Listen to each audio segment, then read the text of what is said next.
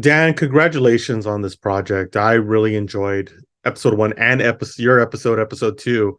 Coming from visual effects and now into the director's chair, how has that helped you as a director to be able to progress the storyline for Loki? I think, a lot of visual effects, there's a lot of design work involved, and there's to make that design work effective and make shots that are important to the story, important to the movie, you want them to tell story. And so it was working with the Russos.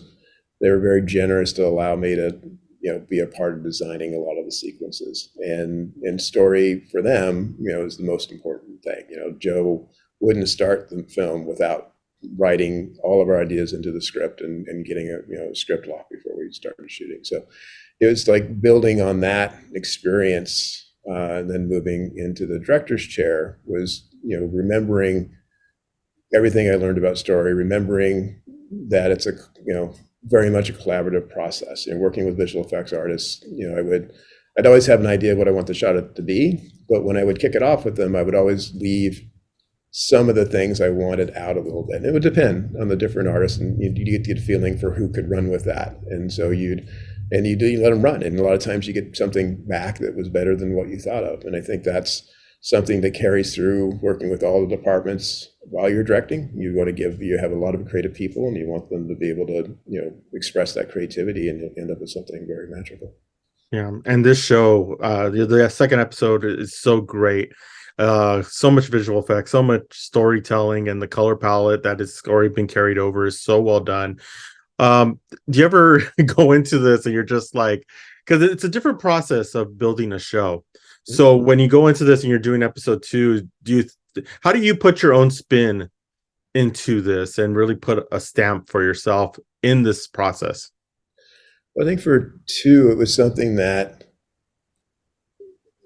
kind of working on all the films, being a fan of the films and the comics, there was a part of Loki that we had lost a little bit in terms of season one by design. He was designed that he was to be torn down as a character and needed to rebuild himself. And so bringing in that dark side Loki, the more mischievous type of Loki, bringing that back, I really enjoyed. And a lot of the opening and the chase through London was scripted more as just a foot chase, French Connection type of thing, and as the inspiration. And it didn't ring true. And it's like you ask yourself a question, it's like, well, why is Loki running after someone? He's a god. And it's like, well, because we pulled all his powers back. And it's like, well, let's bring him his power. You give him his powers back, and let's make that again a story. If we give him his powers back, it needs to be a part of story, and it needs to be something that, as Loki's kind of reconciling who he is, and after everything that happened in season one, he's finding that balance, right? He's understanding that it